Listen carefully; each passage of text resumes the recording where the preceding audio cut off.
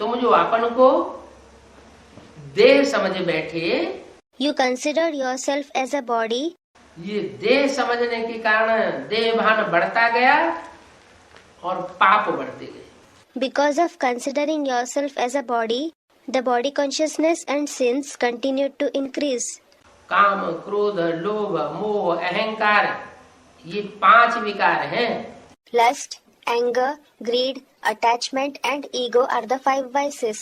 इन 5 विकारों के बढ़ने से पापों में बढ़ोतरी होती रहती।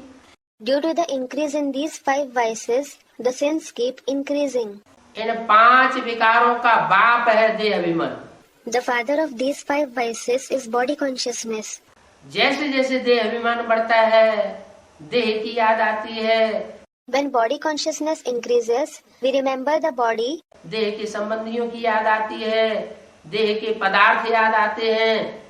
We remember the bodily relatives. We remember the things related to the body.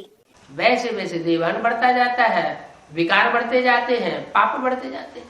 Body consciousness increases, vices increase and sins increase accordingly. तो इन पापों से मुक्ति पाने के लिए पहला उपाय है अपन को आत्मा समझना और दूसरे जो भी सामने बैठे हुए हो उनको आत्म की स्थिति में देखना। So, the first method to achieve liberation from these sins is to consider ourselves as a soul and to see all those who are sitting in front of us in the soul conscious stage.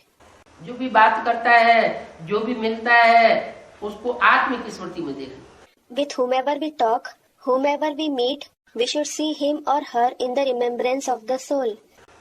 आत्म की स्मृति में देखने की जो practice है, वो परमात्मा बाप की याद दिलाई देगी।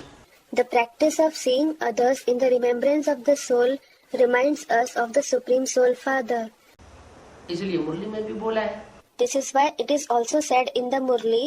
आत्मा रूपी सुई की सारी कट उतरने पर तुम डायरेक्ट बाप से सीखेंगे। When the entire rust of the soul in the form of a needle is removed, you will learn directly from the Father. जब तक स्वयं आत्मा नहीं बने हैं, आत्म की स्थिति में नहीं आए हैं, आत्मा की याद की प्रैक्टिस पक्की नहीं हुई है, Until you yourself have become a soul, until you have attained the soul conscious stage, until the practice of remembrance of the soul has become firm, तो परमात्मा बाप की भी असली रूप में याद नहीं आ सकती। you cannot remember the Supreme Soul Father in his real form either.